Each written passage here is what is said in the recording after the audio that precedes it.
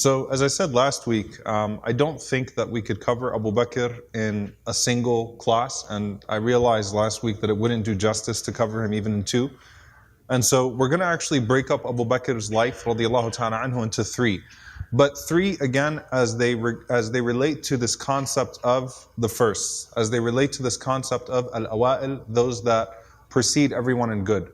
Now, if you remember the first class that we did where we set out those categories of people in the firsts, what would make someone a first, right? Abu Bakr marks all of those different boxes, radiyallahu ta'ala anhu, right? He's the ultimate trendsetter. He's the ultimate stranger. He's the ultimate forerunner. Abu Bakr radiyallahu anhu has no competition in basically anything that he does. And the best description of him is the description of Ali ibn Abi Talib radiyallahu anhu. Ali said about Abu Bakr radiyallahu anhu, كان أبا بكر سباقا لكل خير. He said that Abu Bakr was the first to every good. And so what we're going to do is, this week we're going to talk about Abu Bakr elevated in his pursuit of good, elevated in his unbeatable in his pursuit of good, his own inspiration, the standards that he sets, meaning what Abu Bakr teaches us about goal setting, what Abu Bakr teaches us about having an elevated standard for yourself. Next week we're going to talk about, inshallah ta'ala, and we'll conclude with, and by the way, my flight back to Dallas lands an hour and 15 minutes before Isha next week, so hopefully we'll have class. I'm intending on it, inshallah. But if it gets delayed, then we'll send out a notification on the app. But next week we'll talk about Abu Bakr radiyallahu ta'ala anhu and the status that he had with the Prophet sallallahu alaihi wasallam, meaning why Abu Bakr is irreplaceable. So if you want to think of it this way, today we'll talk about an elevated standard. Next week we'll talk about an elevated status. What makes him so irreplaceable in the sight of the Prophet ﷺ, and why his rank as the ultimate first is so unquestioned, why it is so solidified in our thought. So Abu Bakr radiallahu anhu, his nickname is As-Siddiq, the truthful one. And there's a story behind that title of As-Siddiq, the truthful one. As we said, he resembles Ibrahim alayhi salam, the Prophet Abraham, in a beautiful way. In his story of the interaction with the idols, in his commitment, he resembles Ibrahim alayhi salam. But what makes him a Siddiq, the Siddiq of this ummah, the truthful one of this ummah? So first and foremost, Allah says in the Quran, مِنَ الْمُؤْمِنِينَ رِجَالٌ صَدَقُوا مَا عَاهَدُوا اللَّهَ عَلَيْهِ فَمِنْهُمْ مَنْ قَضَى نَحْبَهُ وَمِنْهُمْ مَنْ يَنْتَظِرُ وَمَا بَدَّلُوا تَبْدِيلًا. That there are people from amongst the believers, men and women from amongst the believers, that are truthful to the covenant that they set with their Lord. Some of them have a chance to fulfill those promises right away, meaning some of them are tested in their commitment to the truth right away, and some of them are postponed. But they don't lose anything in regards to their resolve. Their resolve never changes. What is that referring to? Particularly when we're talking about the firsts. Okay, we're talking about these people. Alright? Allah says, أَحَسِبَ النَّاسُ أَن يُتْرَكُوا أَن يَقُولُوا آمَنَّا وَهُمْ لَا يُفْتَنُونَ. Do people think that they simply say we believe and they're not going to be tested? Right? When a person commits themselves to belief, often that's when a group of tests will come to test the resolve, the resilience they have with that belief. Now some people, in a state of heightened enthusiasm, in their commitment to, they recognize the truth, they have a moment where they express this desire to do something with that truth. They express this desire to make sacrifices, to struggle, they make promises to Allah. So you have a heightened emotion. Think about Ramadan. Ramadan came, how many promises did you make in Ramadan? Even more than that, Hajj, which is Ramadan on steroids, right? You're, in terms of the promises that you're likely to make to God, that I'm going to do this, I'm going to do that, I'm going to do this, and then what happens? When the enthusiasm wears off, so does that commitment. The promise is ultimately broken, because the enthusiasm wore off. A Siddiq is someone who recognizes the truth, who commits themselves to the truth, and who never wanes in regards to the truth. Okay, so the three things. Number one, it refers to the recognition of the truth, the ability to recognize truth. And there's a direct connection between our thought, our intellect, and the purity of our hearts. When the heart is soiled, even if you're a smart person, the ability to recognize clarity is lost as well. When the heart is pure, then your ability to recognize also becomes pure. Your intellect is pure. Your ability to grasp truth becomes pure. So the heart and mind of Abu Bakr were completely in sync and devoted only to that truth. Okay? So they have a recognition of the truth. That's the first one. They recognize truth. That's a Siddiq. Number two, they commit themselves to that truth. Number three, they don't wane, meaning their resolve remains in regards to that truth. Okay, so those are three qualities of the Siddiq. And there's something very interesting about this category of people. May Allah make us amongst them, those people of truth. Allahumma ameen. Because this is what I really want to focus on. What makes Abu Bakr the Siddiq? Okay, in this particular class. There's something about them that's very interesting, which is that they are a category between the prophets and the martyrs. The prophets are the highest category of people. The shuhada, the martyrs, typically get recognized as the second highest category, but the siddiqun are actually higher than the martyrs. How does that work? First and foremost, what's the proof of it?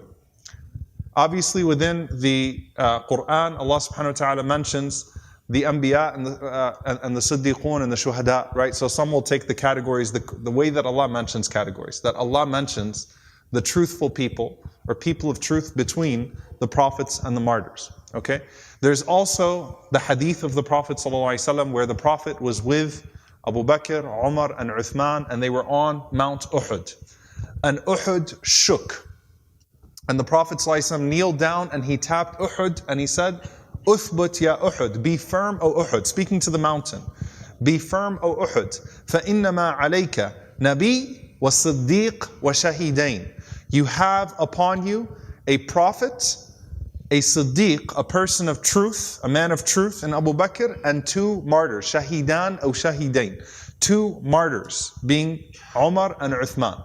So the Prophet ﷺ basically told Umar and Uthman that day that you're going to be martyred, right? Later on in life, which is exactly what would come to pass.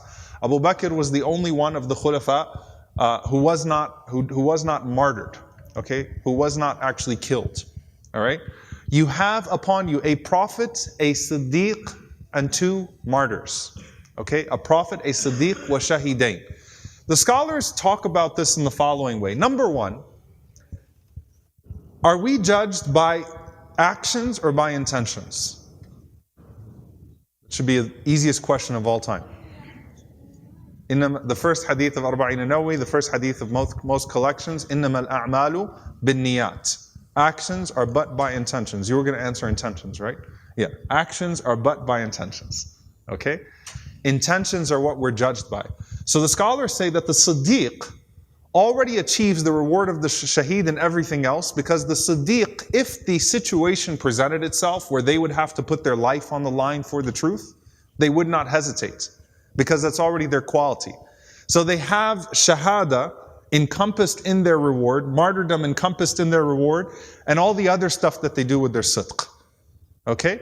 So what they say is that the Siddiq always has the intention anyway for any type of price to pay with the truth. Whereas the shaheed, a martyr, at the very least, is Siddiq in the moment of their martyrdom. Right? They're truthful in the moment of being killed or being martyred for that truth, right?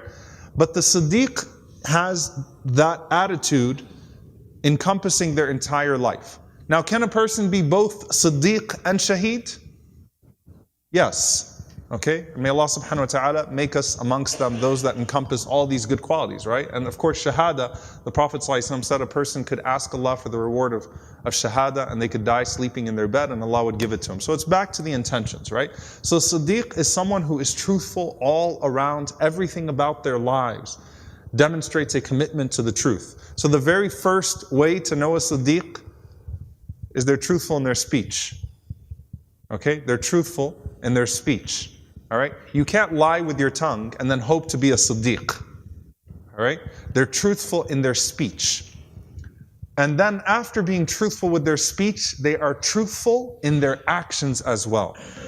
The way that Imam al-Ghazali rahimahullah describes it, he says that the Siddiq, as-sidq fil qawl, to be truthful with speech. And if you don't understand me when I say this, or if you need me to repeat this later on, I will, but I want to get into the lesson.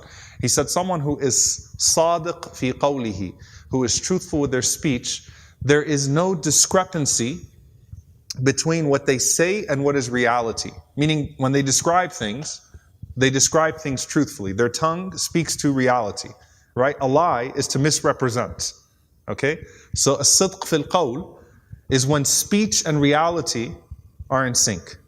And then Al-Ghazali rahimahullah says something very beautiful. He says, was-sidq fil amal, to be truthful in action, means that there's consistency between your words and your deeds. What you say is how you act. What you profess is what guides your actions and your deeds. Okay, so there's a sidq fil qawl, and then a greater, after being truthful of speech, the next commitment, which is to be truthful in regards to your actions as well, to your commitments as well. So where does Abu Bakr get this from? Now obviously we talked about how when the Prophet ﷺ came to Abu Bakr in the very beginning, Abu Bakr said, I believe you, went and built a community around him. Right? So Abu Bakr's quality of recognition of the truth was there. Okay? But where does when did the Prophet ﷺ call him Siddiq? And who actually was the first to call him a Siddiq? There's a very beautiful narration from Abu Hurairah radiallahu ta'ala anhu, because it surrounds the example, or it surrounds the incident of Al-Isra wal-Mi'raj. When the Prophet sallallahu alaihi wasallam took the night journey, when Allah took him from Mecca to Jerusalem, when he led the prophets in prayer, and Allah showed him what he showed him of the heavens and beyond. Right? So the night journey of the Prophet sallallahu alaihi wasallam, what's known as Al-Isra wal-Mi'raj. When the Prophet ﷺ was with Jibreel alayhi salam, this is in the narration of Abu Hurairah radiallahu ta'ala anhu, the Prophet ﷺ says, قُلْتُ لِجِبْرِيلَ, I said to Jibreel alayhi salam, as we were on our way back from the journey, قُلْتُ لِجِبْرِيلَ إِنَّ قَوْمِي لَا يُصَدِّقُونَنِي. My people will not believe me. My people will not believe me. He says, فَقَالَ لِي جِبْرِيلَ, Jibreel said to me, يَصْدُقُكَ أَبَا بَكْرٍ. Abu Bakr will believe you, and he is a Siddiq, وَهُوَ الصِّدِّيقُ, and he is the truthful one. SubhanAllah, like Jibreel alayhi salam expressing that confidence. It doesn't matter, yeah, people are going to make fun of you, people are not going to believe you, but the one who always believes you will. Abu Bakr will believe you, and Abu Bakr will dedicate himself to you. يَصْدُقُكَ Abu Bakr. Abu Bakr radiallahu ta'ala anhu will believe in you, وَهُوَ الصِّدِّيقُ, and he is the truthful one. So what happens? The Prophet ﷺ gets back from the night of Al-Isra wal-Mi'raj. He tells, this is still Meccan era, this is not Madani yet. He hasn't moved to Medina yet. He's still in the era of being harassed and humiliated and persecuted. And so you don't want to do anything to perpetuate that, right? The Prophet ﷺ says to his people that last night Allah took me from Mecca to Jerusalem, and He showed me of the heavens what He showed me, and brought me back in one night. Abu Jahl said, wait, what? Abu Jahl said, would you say that if I go call everybody else? Prophet ﷺ said, yes. Abu Jahl goes and gathers all the people. He says, come look at this fool. Listen to him. Say what you just said to me. The Prophet ﷺ repeats it. They roll out in laughter. They start to mock the Prophet ﷺ. They point at him. They jeer at him, and they can't wait to spread the news. Like, we told you he was crazy, right? So who do they go to first? Abu Bakr, because Abu Bakr is a highly intelligent man, right? They want to, and the idea here is to destabilize or to put some doubt in some of the followers of the Prophet ﷺ, to start to at least fracture that community a bit, right? It's a small community. They've been beaten. They've been subjected to torture. Let's go to Abu Bakr and see if Abu Bakr is going to budge. So before the Prophet ﷺ got to Abu Bakr to tell him what happened, who does Abu Bakr hear from first? He hears from these people. They go to Abu Bakr as a delegation. They say, have you heard what your companion is claiming? He said, no, what? They said he's claiming that Allah took him in one night from Mecca to Masjid al-Aqsa to Jerusalem and back. Abu Bakr radiallahu anhu said, أَوَقَالَ ذَلِكَ? Did he say that? They said yes. Now they're thinking that the next thing, at least Abu Bakr will go, well, let me go talk to him. Or no, he probably didn't say that. You're exaggerating. You're making things up. They're thinking they're going to get some sort of reaction from Abu Bakr, especially since the first thing he said was, أَوَقَالَ ذَلِكَ? Did he say that? Like, did he really say that? Not, are you serious? No, did he say that? أَوَقَالَ ذَلِكَ? قَالُوا نَعَمْ. They said yes. فَقَالَ إن كان قاله فقد صدق. If that's what he said, he's telling the truth. If that's what he said, I believe him. He's telling the truth.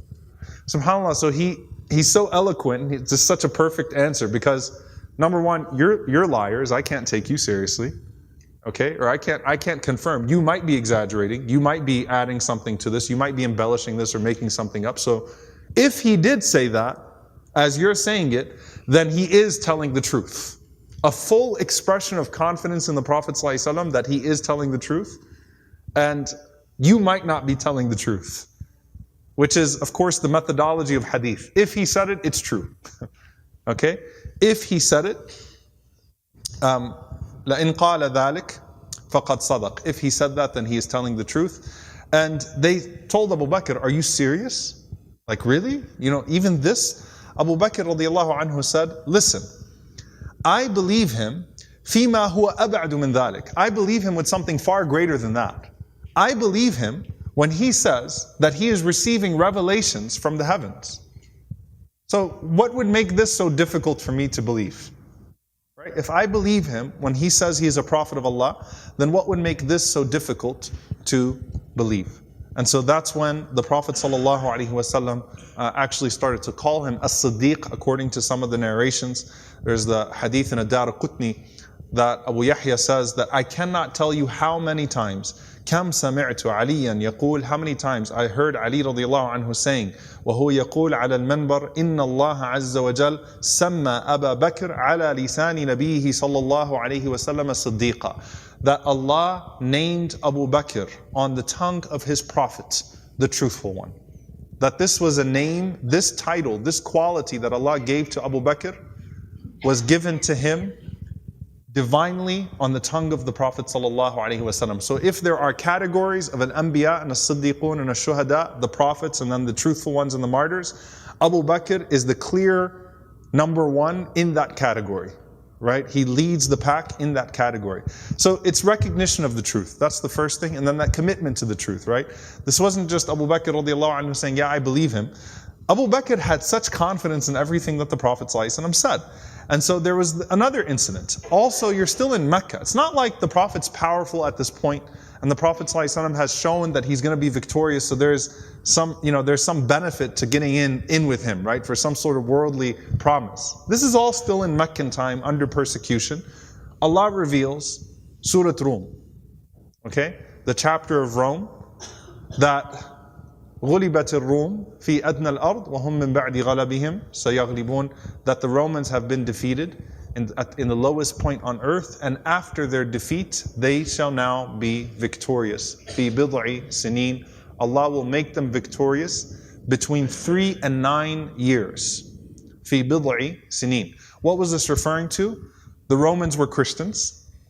The Persians were Zoroastrians. The Muslims identified with the Christians. Quraysh identified with the Zoroastrians. The Persians, the Persian Empire at the time, was defeating the Roman Empire right and left. At this point, when this was revealed, it seemed like the crushing end, the crushing blow, that the Persians were about to ruin or wipe out the Roman Empire once and for all. That they had no chance of ever coming back from this. And that's when Allah reveals that yes, the Romans have been defeated, but they're going to come back and win between 3 and 9 years. This, according to some of the scholars, was an even harder claim than al-Isra wal-Mi'raj, because they could see tangibly that the Romans were done. Why stake your entire mission on this prediction? Right? So if the Prophet ﷺ is making this all up, he's really putting the entire message at stake here by making such a prediction. And it came in response to the polytheists of Mecca saying to the Muslims that just as your brothers have been defeated by our brothers, we too will defeat you. So when this was revealed, Abu Bakr radiallahu anhu was so happy, he went to a group of the mushrikeen, he went to a group of the polytheists, and he said that don't be too happy because in just a few years, the Romans will defeat the Persians. And they said, what? And Abu Bakr radiallahu anhu said, yeah, Allah revealed to the Prophet ﷺ that the Romans are going to beat the Persians. Ubay ibn Khalaf says, you want to bet? Abu Bakr said, sure. He said, how much? He said, 10 camels. All right. Abu Bakr said, you've got a deal. Now, pause. Is betting halal? Betting is not halal. This is still before the prohibition of gambling? That's number one, all right, which is in Medina. Number two, is it really a gamble if it's divine revelation? No. Number three, can you claim divine revelation and get into a bet? I'm concerned by your answer. All right? Don't go into a sports bet and say that I saw last night that the Cowboys would make it to the playoffs. You're going to lose a lot of money. All right? Don't do it to yourself, okay? If you saw a star in your dream and you say, it was wahi, it was divine revelation, okay? But this is clear divine revelation. Clear divine revelation, right? There's no ifs, there's no risk here. It's a very unique situation. So Abu Bakr radiallahu anhu, showing his confidence in the Prophet ﷺ, says, fine, 10 camels. Now, when Abu Bakr talked to the Prophet ﷺ, 3 years passes by. Remember, Allah gave a window, 3 to 9 years, right? 3 years passes, and the Persians have crushed the Romans even further. They're more isolated, they're in their small little towns at this point. They look like they're really done now. So it's looking even worse. So Ubay ibn Khalaf mocks Abu Bakr. He says, how's that bet looking? Abu Bakr said, great. You want to increase it? He said, yeah, sure. He said, how much? He said, 100 camels. Deal. 100 camels is an entire fortune. That's everything, right? That's everything. Abu Bakr does not even own a full 100 camels, all right? But that's, you know what? I have full confidence and faith that the Prophet ﷺ is going to, that Allah will give victory the way that Allah subhanahu wa ta'ala said that He would give victory. So when they were making hijrah, when they're migrating, all right, the bet is still on. They're 7 years in. 7 years in, and the Persians are still defeating the Romans. And Ubay ibn Khalaf, he doesn't care if Abu Bakr is making hijrah, but he says to Abu Bakr, hey, wait a minute, you can't leave and forget our bet. So I want a guarantor that my 100 camels will be given to me. All right? So who did they agree upon? They agreed upon Abu Bakr's son, Abdurrahman, who was not a Muslim yet. Okay? And would stay in Mecca, that if something happens, if you don't see me again, the 100 camels, he'll take care of it. It's on the family now. This bet is on the family. Okay? So Ubay ibn Khalaf was pleased with that. So guess what happens? They make hijrah. They migrate, and the year of Badr, the year of the Battle of Badr, which is the next year, the Romans defeat the Persians after 8 years, suddenly, right? Come back and defeat the Persians. The Muslims defeat Quraysh in Badr the same year, so it was a double meaning, right? That Allah would give victory, you know. And Allah subhanahu wa ta'ala mentions, لِلَّهِ الْأَمْرُ مِنْ قَبْلُ وَمِنْ بَعْدُ وَيَوْمَئِذٍ يَفْرَحُ الْمُؤْمِنِينَ بِنَصْرِ اللَّهِ. The day that the believers would be pleased with the victory of Allah subhanahu wa ta'ala. يَنْصُرُ مَنْ يَشَاءُ, and Allah would give victory to whom He wills, and Allah subhanahu wa ta'ala is all powerful and all merciful. So Allah subhanahu wa ta'ala gave that victory to the believers themselves here, and that was a double meaning, not just that the Romans would beat the Persians, but that the Muslims would also overcome in the battle of Badr. So when did Abu Bakr get his 100 camels now? Okay? Ubay ibn Khalaf was the man who would spit at the face of the Prophet ﷺ and who swore to the Prophet ﷺ, I will kill you. And the Prophet ﷺ responded and said, rather, I will kill you. Okay? Ubay ibn Khalaf is the only man that was ever killed at the hand of the Prophet ﷺ. When? The Battle of Uhud. The Prophet ﷺ did not used to kill people. The Prophet ﷺ was at that point he was attacked, he could barely move, he was being carried. The Prophet ﷺ saw Ubay charging at him, and he picked up a spear and he threw it from far away, and it just nicked Ubay on the side of his throat. It didn't hit him center, just nicked him. And Ubay said, Qatalani Muhammad, Qatalani Muhammad, Muhammad killed me, Muhammad killed me. And they told him, they said, what are you talking about? It's just it's not even a big deal. But subhanAllah, from that small wound on the side of his neck, he passed away. And the Prophet ﷺ said, the worst person is a person who's killed by the hand of his Prophet. Allah sends His Prophets to guide people, and a person is killed at the hands of his Prophet. And it was then that the share of 100 camels was taken from the inheritance of Ubay ibn Khalaf, given to Abu Bakr. Abu Bakr radiallahu ta'ala anhu gave it all to charity. So he did not benefit from even one part of that, what was left behind from Ubay ibn Khalaf. And that was, again, Abu Bakr's full belief in what the Prophet ﷺ brought, always committed to it, and has absolutely no hesitation. So there's no taraddud, there's no hesitation in following that truth with the Prophet ﷺ. There's also the sidq, that recognition of the truth that made Abu Bakr radiallahu anhu such a visionary. His vision always lined up with the vision of the Prophet ﷺ. وَهُوَ الصَّادِقُ الْأَمِينَ. The Prophet ﷺ is the most truthful person, right? His vision always lined up with the vision of the Prophet ﷺ. When no one else could see things the way that the Prophet ﷺ could see them, Abu Bakr always saw them exactly the same way. So he was the first person, okay, where the Prophet ﷺ had to consult someone. He's the first person to be consulted, is Abu Bakr Allah Tala Anha. All right? Every single time he consults him, he finds that there's an agreement with their opinion. And sometimes it's very difficult scenarios and difficult situations. Like in the Treaty of Hudaybiyah, when the Prophet ﷺ signed the treaty, a peace treaty, and the Muslims did not want to sign a peace treaty with their oppressors. Said, we've suffered enough humiliation, enough of this. Why sign this treaty? And especially the things they weren't allowing him to write, Muhammad Rasulullah, Muhammad the Messenger of Allah. There's no Bismillah ar-Rahman ar-Rahim. This is humiliation. You can't write your terms. These terms are unfair, imbalanced against the Muslims. They didn't want it. And that's when Umar ibn Khattab radiallahu anhu slipped. And Umar radiallahu anhu said to the other companions, aren't we on the truth? Alasna ala al-haq, aren't we on the truth? Aren't they upon falsehood?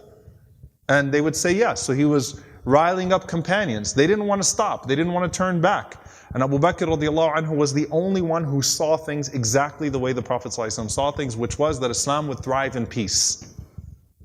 That let's stop war. If we clear the way, if we are able to preach openly, then Islam will thrive in peace. The Prophet ﷺ did not want it that way.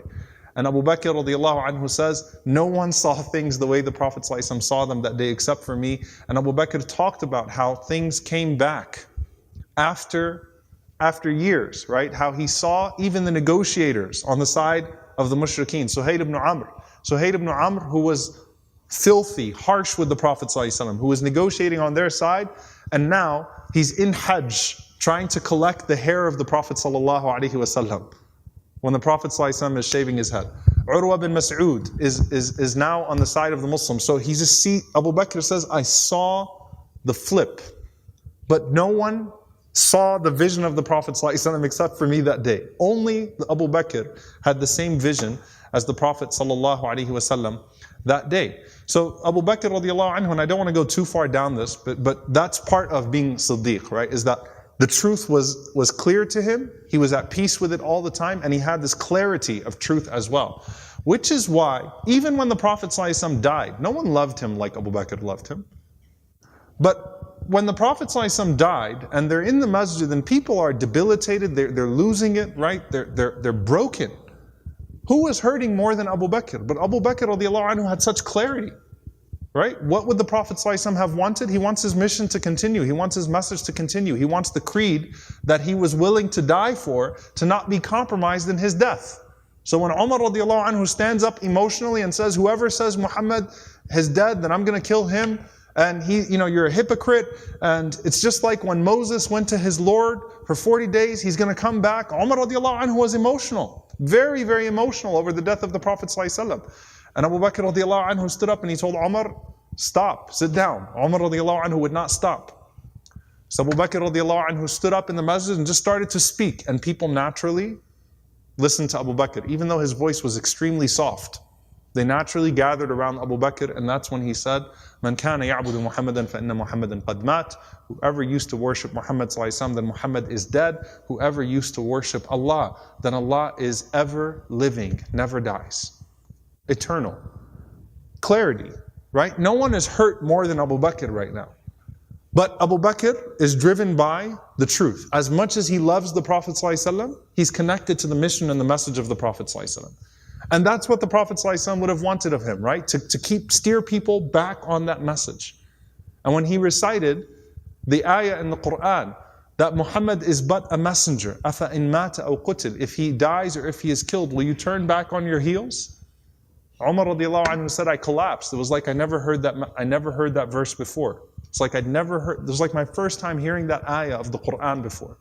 Because they just never considered the possibility of the Prophet ﷺ's death. So that's Abu Bakr radiallahu anhu's vision. in accordance with the vision of the Prophet ﷺ. And that's what makes him so special in his Khilafah as well, which we're not going to be able to get into in this particular series because we're talking about the beginnings here, right? But in his Khilafah, no one could guide the Ummah more upon what the Prophet ﷺ kept it on than Abu Bakr, who had the exact same vision, comprehension, balance, perspective as the Prophet ﷺ. If his perspective always lined up with the Prophet ﷺ, then that's what gave this Ummah the ability to continue forward within that vision of the Prophet ﷺ. That's why Abu Bakr radiallahu anhu never, ever turns back on anything the Prophet ﷺ said. Right? Was stern on what the Prophet ﷺ commanded, even after he assumed the Khilafah radiallahu ta'ala anhu. Alright, the next part of this, which is where I really want to get to, which is the elevated standard. Setting a different standard for yourself. This is a man who's been guaranteed paradise on numerous occasions, but he keeps setting standards for himself. And he keeps beating his own goals, radiallahu ta'ala anhu. The ultimate muhsin, the ultimate person of excellence, ihsan. Right? So we talked about al-muhsinun, those who just surpass people with the excellence of their deeds. Abu Bakr radiallahu anhu is the ultimate muhsin. Okay? Two hadiths in this regard. One of them, Abu Hurairah radiallahu anhu said, I heard the Messenger of Allah sallallahu alaihi wasallam say that whoever spends a pair of something in Allah's cause will be called from all of the gates of paradise. Whoever used to excel in prayer would be called from the gate of prayer in paradise. Whoever is from the people of jihad, the people of righteous struggle, will be called from that gate. Whoever is from the people of sadaqah, of charity, will be called from that gate. Whoever is from the people of fasting will be called from that gate of fasting, which is Babur Rayyan. The Prophet ﷺ said, and whoever is called from all of those gates will need nothing more, meaning you're set. The reality is, when you get to Jannah, do you really care which gate you get in through? Do you really care which gate you get into when you get to Jannah? Any of you guys care which gate you get into? All right? I just want to get in. Okay? Side entrance, front entrance, if there's a back entrance, whatever, just let me in, right? You get into Jannah, you get into Jannah. It's the same Jannah when you get into it, right? There are degrees, but the doorway doesn't matter, right? Which gate you get into doesn't really matter. And when you get into Jannah, do you ever leave it? Does anyone go to paradise and then you do something really, really bad in paradise and get kicked out? Do you get into Jannah and say, let me go check the other gate out? No, when you're in, you're not leaving. So what happened when the Prophet ﷺ said this? Abu Bakr radiallahu ta'ala anhu, he heard that and he said, هل يدعى منها كلها أحد يا رسول الله? He says, is there any person that can possibly be called from all of the gates? Is there anyone that's going to arrive at Jannah and all the gates of paradise, the angels say, come this way, come this way, come this way, come this way? The Prophet ﷺ said, نعم وأرجو أن تكون منهم يا أبا بكر. Yes, and I pray that you will be one of them, O Abu Bakr. You'll be that person, you show up on the Day of Judgment. We get to Jannah, bi'idhnillah, may Allah allow all of us to enter into paradise. And all of the gates of paradise are going to say, Abu Bakr, this one, come through this gate, come through this gate, come through this gate. Now, was Abu Bakr radiallahu anhu like, yes, I got them all? Because the Prophet ﷺ, if he prays for something, if he hopes, it's going to happen, right? If the Prophet ﷺ says that, he's not just saying that like, I'll make dua for you, right? You're pretty set. What did Abu Bakr do? He excelled in all of those actions. Every single one of those actions. Even the ones that he wasn't particularly noteworthy for. Abu Bakr radiallahu anhu was not a very strong man, physically speaking, right? Very skinny, very few hairs on his face. He had a bend in his waist that would cause sometimes his pants to sag, his sirwal to sag. Abu Bakr radiallahu anhu was not a huge man like Umar, right?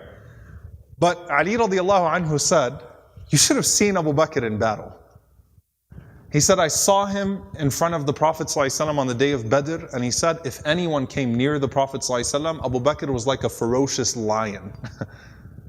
Asad, complete lion, jumping in front of the Prophet ﷺ, would not let anyone near the Messenger of Allah ﷺ. Right? So even the things, what does Abu Bakr have in battle, right? But there's something about him where he excels in all of these things, and this is where the next hadith comes in, which is very practical for us to act upon. This hadith is narrated through multiple chains. It's authentic that the Prophet ﷺ one day gathered his companions and said, "Man asbaha minkum al-yawma sa'ima?" Who amongst you woke up today fasting? Who's fasting today? Now, the Prophet ﷺ is asking the companions to share who they are, right? So it's not like, you want to hide your fasting right now. If the Prophet ﷺ is asking who's fasting, you're going to raise your hand. Okay? So who amongst you is fasting today? So Abu Bakr radiallahu anhu, hesitantly, he said, "Ana ya Rasulullah, I am ya Rasulullah." Bilal radiallahu anhu was also fasting that day. Okay? So then the Prophet ﷺ said, فَمَنْ تَبِعَ مِنْكُمُ الْيَوْمَ جَنَازَةً. Who amongst you followed a janazah today? So he looked around. Abdullah ibn Amr followed a janazah that day. Abu Bakr radiallahu anhu again followed a janazah that day. He prayed the funeral prayer that day. So he went to the graveyard.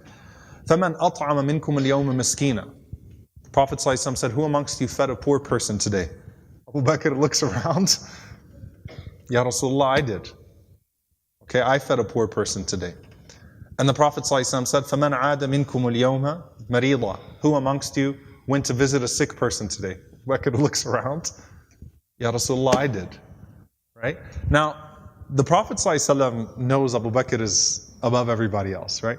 This was not like, it's not like tonight there's going to be a quiz, right? This was just his average day. That he went to a janazah, was fasting, fed a poor person, and went to visit someone who was sick, on top of being the shadow of the Prophet ﷺ, by the way, and everything else that Abu Bakr did. This was just who he was, right? And the Prophet ﷺ was asking him to show himself here, not to put everyone down, but just to point something out here. And the Prophet ﷺ said, no one combines all of these traits in one day except that they will be able to enter Jannah from any direction that they want. This person, it's not like he gets called from every gate in Jannah just because.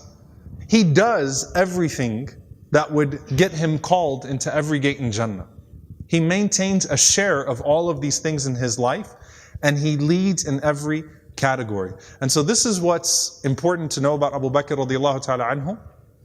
He leads in every category that is shared with people, and then he has specific virtues only for him. This is something I love that Ibn al-Jawzi rahimahullah said. Ibn al-Jawzi said the fada'il of Abu Bakr are khasas, whereas the fada'il of the rest of the Sahaba are mushtarak. What does that mean? The fada'il, the virtues of Abu Bakr are specific. They're only for him. There are things that he gets that no one else gets. He has virtues that belong only to him, exclusive. Whereas the virtues of the other companions are shared. Other people did those things too, but they excelled in some ways. Abu Bakr radiallahu anhu just leads the pack in every single way. The Quran speaks to him and about him. About him, we mentioned Surah Al-Layl last week. We mentioned when they were in the cave together, the Prophet ﷺ was in the cave with him. There's another ayah in Surah Al-Ahqaf where Allah subhanahu wa ta'ala mentions, it's either verse 15 or 16, top of the page, in Surah Al-Ahqaf, where Allah subhanahu wa ta'ala mentions the person, وَوَصَّيْنَا الْإِنسَانَ بِوَالِدَيْهِ إِحْسَانًا حَمَلَتْهُ أُمُّهُ كُرْهًا وَوَضَعَتْهُ كُرْهًا وَحَمْلُهُ وَفِصَالُهُ 30 شَهْرًا. And then Allah subhanahu wa ta'ala mentions after that a person who says to Allah subhanahu wa ta'ala, subhanAllah, the verse is slipping my head. The verse is slipping my mind.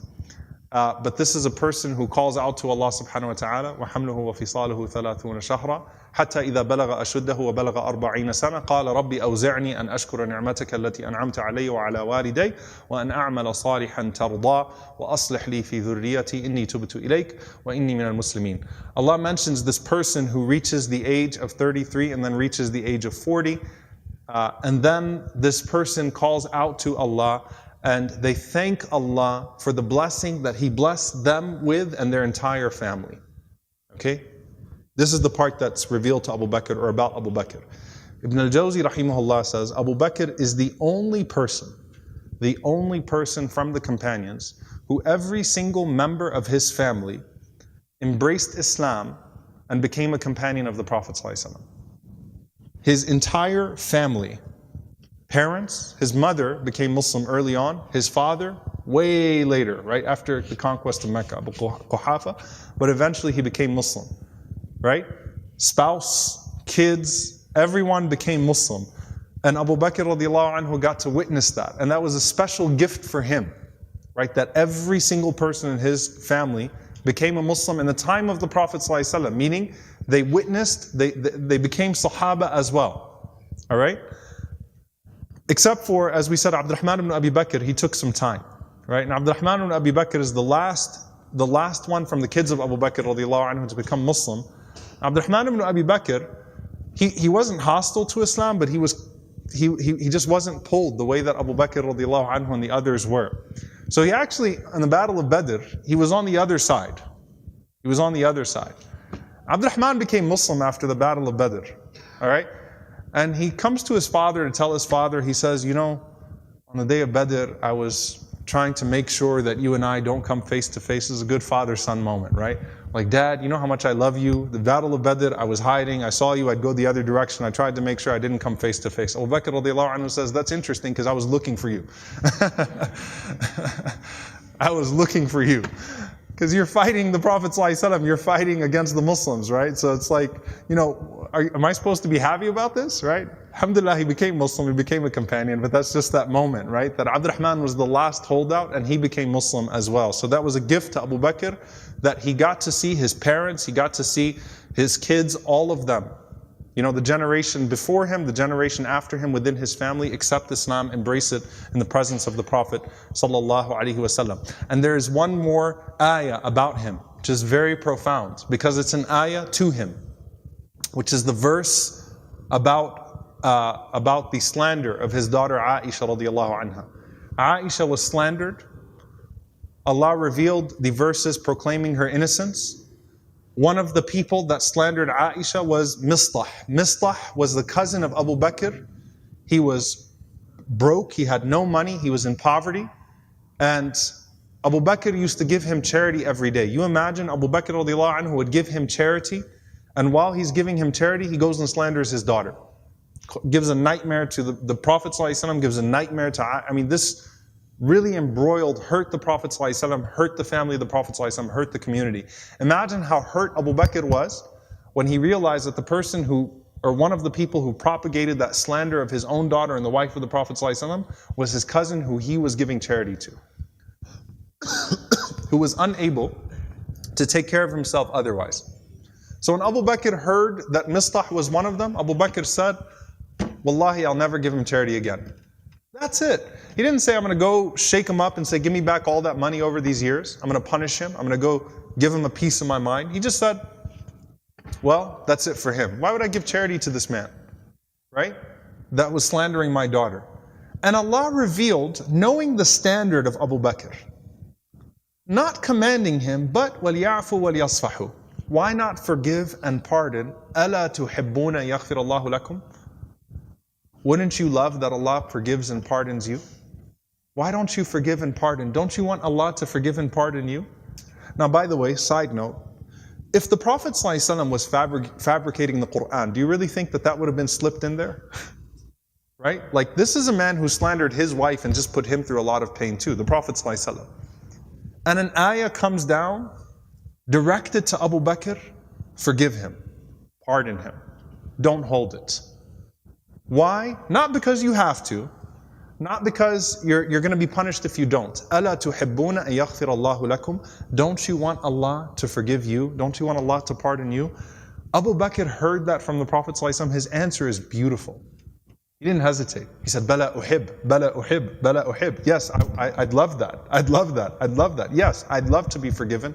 The same day that Mistah was to be lashed for slandering Aisha, he had his sadaqah from Abu Bakr, and Abu Bakr increased it. SubhanAllah, like he went back to giving him every single day his charity. So even Allah holds him to a different standard. And this was something that Abu Bakr radiallahu anhu excels in. This is the Siddique here, the commitment to the truth and the commitment to good. After becoming the Khalifa of the Prophet ﷺ, Abu Bakr radiallahu ta'ala anhu, who was known to milk the goats of the widows and the orphans. Abu Bakr radiallahu anhu used to take care of al-armala wal-miskin wal-yatim. He used to go milk the goats of the widows and the orphans. And when he became Khalifa, some of those elderly women, they worried that Abu Bakr radiallahu anhu would no longer milk their goats. And Abu Bakr radiallahu anhu, never stopped. He didn't even take a day off from going, even after becoming Khalifa, and he would go out there and he would milk their goats and he'd do these simple things. And some people told Abu Bakr, Ya Amir al-Mu'mineen, or Ya Abu Bakr, you don't have to do this anymore. It's okay. Like, this is beneath you now. You've got bigger things to worry about than milking these goats.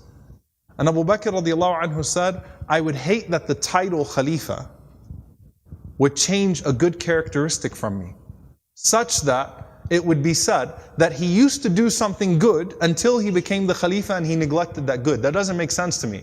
If the Prophet ﷺ said the leader of a people is their servant, it doesn't make sense to me that when the title of Khalifa is bestowed upon me, I stop doing this simple thing. And this is where I want us to, inshallah ta'ala, segue, because it's really beautiful. Now I'm going to start off with a hadith you've heard a million times if you've attended a fundraiser. Alright? Which is Umar ibn al-Khattab radiallahu anhu. Umar saying, I want to compete with Abu Bakr. Alright? But I'm going to segue into that attitude for a moment, inshallah. Umar ibn al-Khattab radiallahu anhu, he said that I woke up one day and I said, I swear by Allah, today I'm going to outdo Abu Bakr in good. Like, this is what was keeping him up at night. Like, he always beats me. Anything I do, Abu Bakr does it better. Right? And I've got to get that layer. I've got to outdo Abu Bakr today.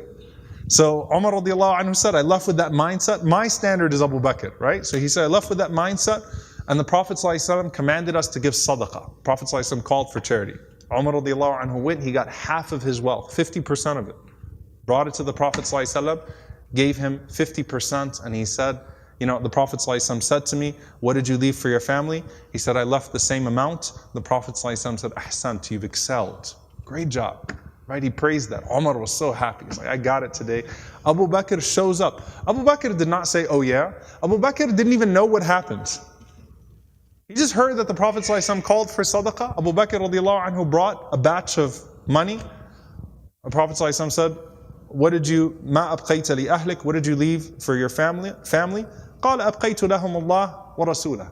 He said, I left for them Allah and His Messenger. Sallallahu alayhi wa sallam. So the Prophet ﷺ smiled and he praised Abu Bakr radiallahu ta'ala anhu. And Umar says, قُلْتُ لَا أُسَابِقُكَ إِلَى شَيْءٍ أَبَدًا. He said, I will never be able to beat you in any good. Like, I'm done. I tap out. I can't beat this man.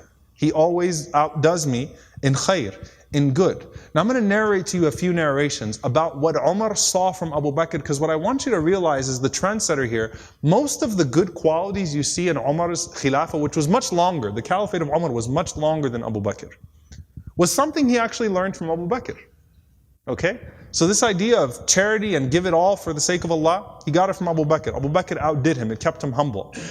Umar radiallahu anhu says, when Abu Bakr became Khalifa, this is extremely beautiful by the way. I want you to actually put yourself in Medina right now. Let's say Abu Bakr, you live there, Abu Bakr is the Khalifa. He leads the Salah, he leads the prayer. He said every day after Fajr, Abu Bakr radiallahu anhu would go in an opposite direction of his house and he would go deep into the desert. I was very curious, right? What does he do out there? So Umar radiallahu anhu said, I'd watch him every single day. He'd go to Salat al-Fajr and then Abu Bakr does not return home. He just walks far away into the desert. So he said, every day I'd wonder, إِلَىٰ أَيْنَ يَخْرُجْ? Where does he go? Where does he go? Where does he go? He said, one day I said to myself, لَأَتْبَعَنَّ. That's it. I'm going to go follow him and find out what he's doing. I just can't get over this curiosity of mine.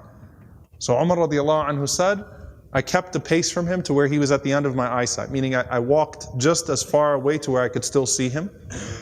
And then he said, I saw him go into this beat up old house. So Umar radiallahu anhu said, I quickly went and I hid behind.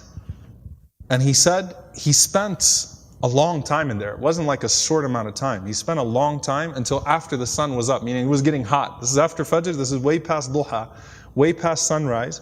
And it got hot, and then Abu Bakr radiallahu anhu left the home and he made his way back to Medina. He said this is way out of the city of Medina now. This isn't even the city of Medina right now. Way out of the city of Medina.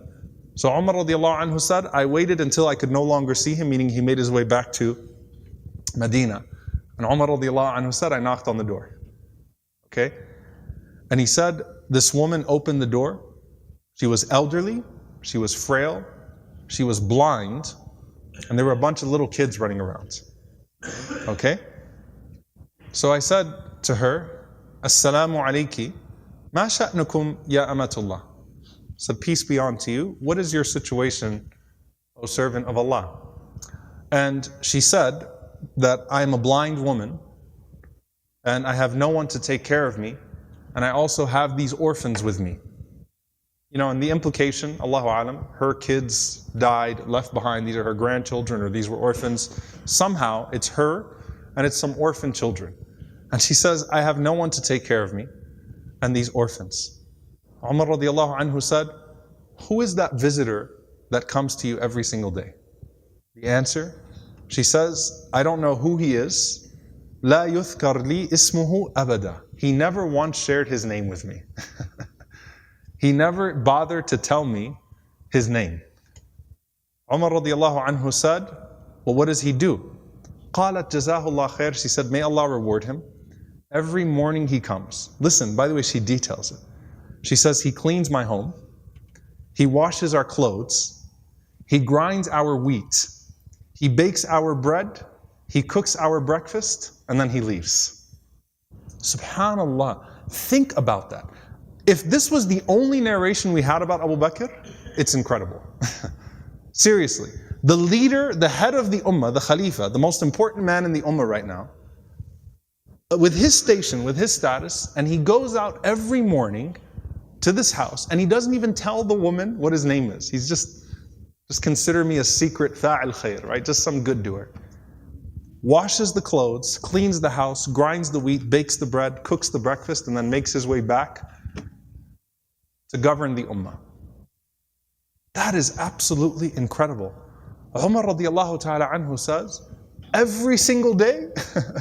Like, is this really what he does every single day? She said, every day, may Allah bless him. Umar radiallahu anhu said, do you pay him anything?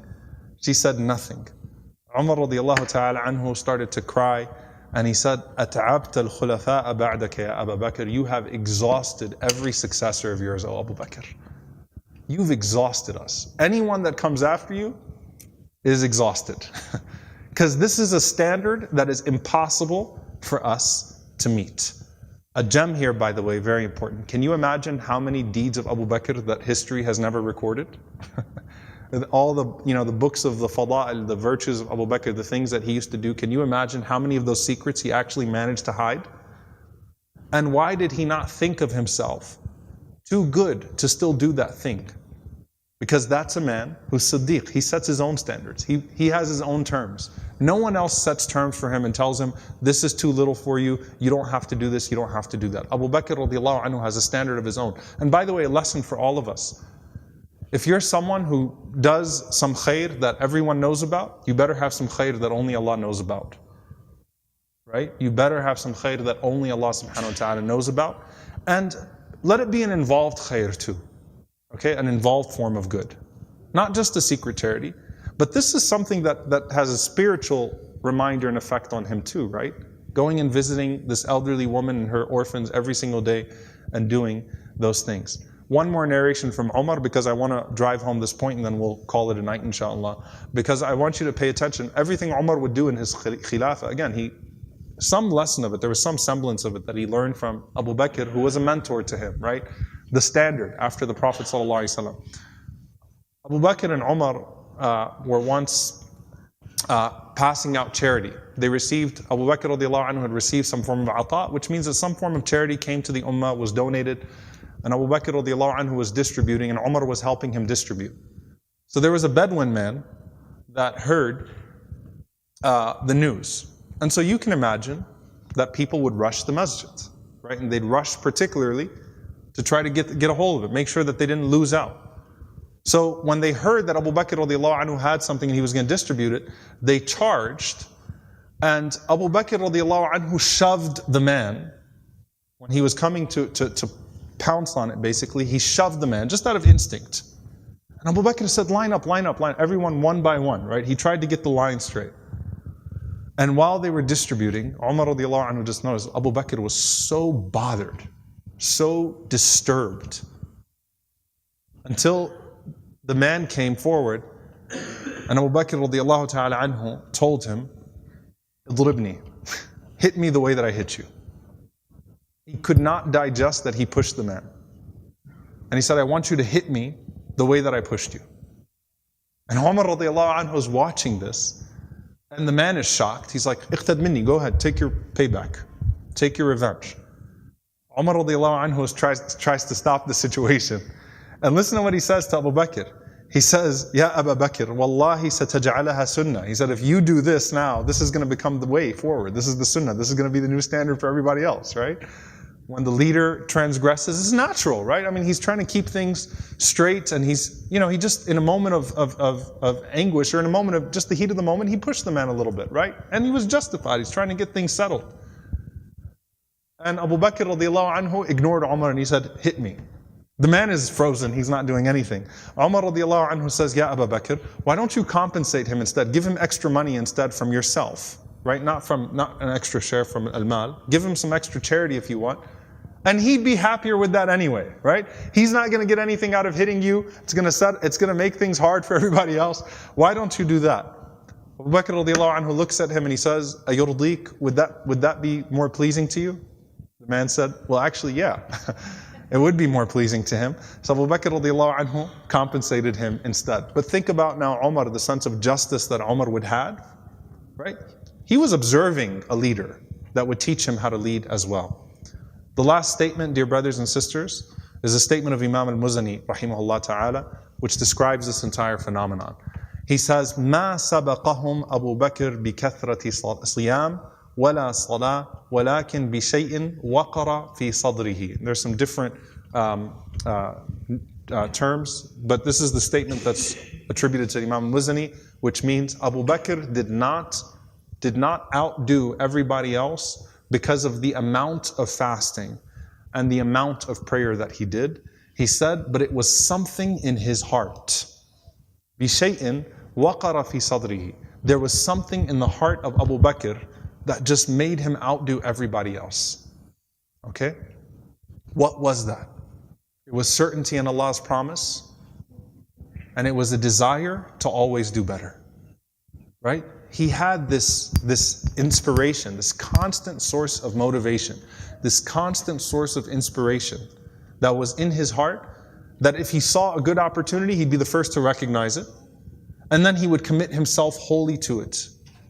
He did not wait for others to blaze the trail for him. He was always the one doing it. Right? And that's the greatest lesson you take from Abu Bakr radiallahu ta'ala anhu. Right? Is that set your own standards. Don't let anybody else set your standards for you. You set your standards, and you be the one to set standards for everybody else too. The excellence of Abu Bakr radiallahu anhu did not just inspire him, it inspired everyone around him.